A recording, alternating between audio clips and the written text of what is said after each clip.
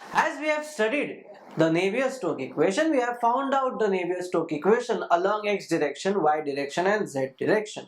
So now we have to consider a real life scenario in which we'll apply Navier-Stokes equation and we'll calculate the solution of the Navier-Stokes equation.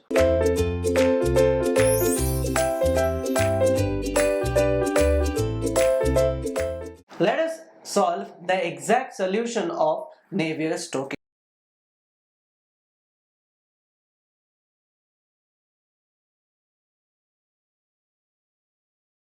First, let us write down the Navier-Stokes equation, now which says that minus of dou p by dou x, now we'll just write down along x direction, plus mu times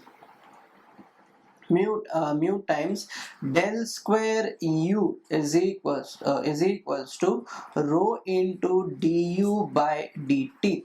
Now plus of course we will always have the body force per unit mass upon unit volume, so this will always be there, and we don't need to consider this force while solving this Navier-Stokes equation because that is not a part of fluid mechanics, which we are considering right now. So let us analyze a real life problem in which a fluid is actually flowing in the positive direction of x-axis.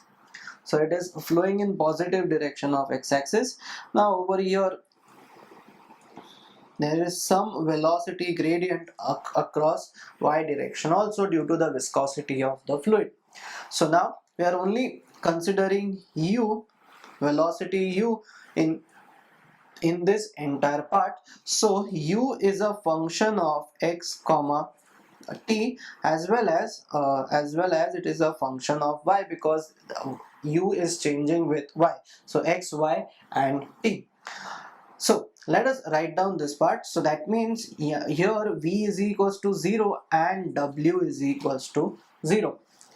And secondly, we are considering over here, this has an infinite amount of length. So this length along z direction is infinite, and the change in u with respect to z over an infinite length will be 0. So the change in z will be 0. There is only change of u along x as well as y direction.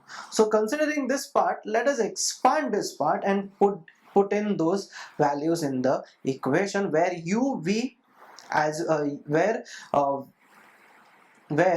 v w and dou u by dou z is equals to 0. So what do we get over here? That is a minus of dou p by dou x plus mu into dou square u upon dou x square plus dou square u upon dou y square plus dou square w upon dou z square. We are just expanding this part is equals to, let us expand the right hand side also, so that will be rho times this entire part. So what do we get over here is rho into dou u by dou t plus u dou u by dou x plus v dou u by dou y plus w dou u by dou z. So this entire part we have over here. So now over here u is just a function of x, y and t. V is equals to 0, W is equals to 0. If these two things are equals to 0, then this part will tend to 0, W part will tend to 0, and we know that we have taken into consideration dou W by dou Z is equals to 0. So if dou W by dou Z is equals to 0, this part will be 0. Now if we substitute in the continuity equation, so what is continuity equation? Dou u by dou x plus dou v by dou y plus dou w by dou z is equals to 0. We already have these two terms as 0. That means dou u by dou x is also equals to 0. That means this part will be also 0. Then it is u is just a function of y and t, which we can see over here. Even over here this part is 0, so here the x part won't be into consideration, it will be just y and t. So let us evaluate this. What do we get over here? That is minus of dou p by dou x plus mu times dou square u upon a dou y square is equals to rho into dou u by dou t. Now, if the flow is a steady flow, if the flow is a steady flow, then we know that dou u by dou t is equals to 0. That means steady flow has three conditions. It is related to velocity, viscosity as well as density. But here viscosity, velocity will take into consideration. So that is dou u by dou t will be equals to 0. So this part also tends to 0 if it is which flow? That is a steady flow. So what do we get over here? Let us find this out.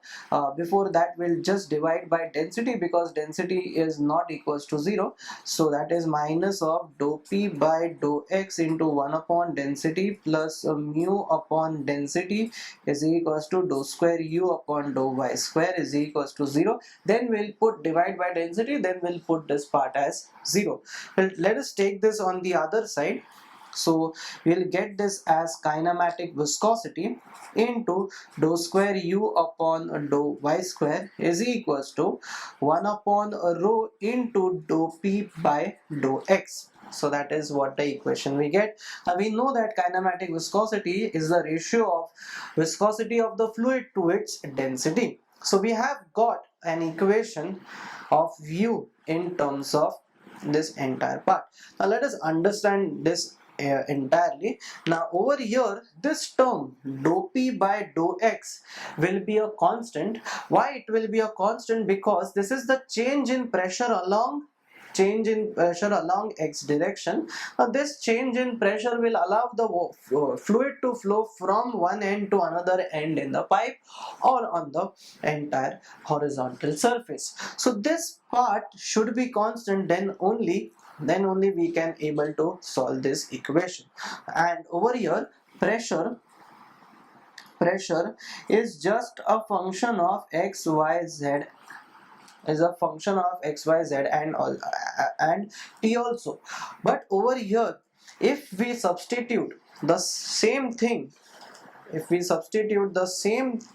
this entire thing along y direction, we'll get that along y direction and z direction, we'll get the three parts will be 0. So let us check this out. From the previous section. So we have seen this in the previous section, where this is the solution of Navier-Stokes equation. Now, in our condition, we know that V is equals to 0. Let us write down over here. That is V equals to 0, W equals to 0, dou W by dou Z is equals to 0, dou U by dou X is also equals to 0. So all these conditions we have, and for steady flow, dou V by dou T and dou W by dou T is also equals to 0. So all these conditions we have seen previously. So in this part, when we are going to substitute, over here V is 0 entirely, and over here V is also 0 entirely. Body force we do not consider. W is 0 and this is also 0. That means dou P by dou Y is equals to 0 and dou P by dou Z is also equals to 0. So in this section where we talked about a pressure which is a function of x, y, z, it is no longer a function of y, because v is equals to 0. It is no longer a function of z, because w is equals to 0. So if it is no longer a function of y and z, then we can write this equation, that is nu into dou square u upon dou y square is equals to 1 upon rho dp by dx. dp by dx, we can replace the partial derivative by a complete derivative, and this part will be constant. The pressure over the entire pressure gradient rather is constant over here. Now let us solve this equation. So let us multiply to the other side. So what do we get this as? Dou square dou square u upon dou square y is equals to 1 upon a rho into nu into dou p by dou x. So we have to integrate this with respect to y. So if you write this, this is a nu upon rho and rho will go away, and we can write this equation dou square y upon dou square u upon dou y square is 1 upon mu into dou p by dou x. So the density has gone away. So now let us integrate this part with respect to y. If we integrate this part, then what do we get over here? Dou dou u by dou x is equals to, that is 1 upon u dou p, not a dou p, we have replaced this p, dou p by dou x by dp by dx. So let us write down this as dp by dx into y plus a constant c. Again, if we differentiate with respect to y, now this is not with respect to x, we'll differentiate this with respect to y. So this is equals to, we are differentiating with respect to y, so this will be equals to, u will be equals to 1 upon mu dou p by dou x into y square by 2 plus c1y plus c2. So this, let us consider this as c1. So now if we have got, that is u as a function of y. This is the exact solution of Navier-Stokes equation if it is going in the horizontal direction, and all the conditions also we have applied, that is v is equals to 0, w is equals to 0, dou w by dou x is equals to 0, then dou u by dou x is equals to 0, and dou u by dou t is equals to 0.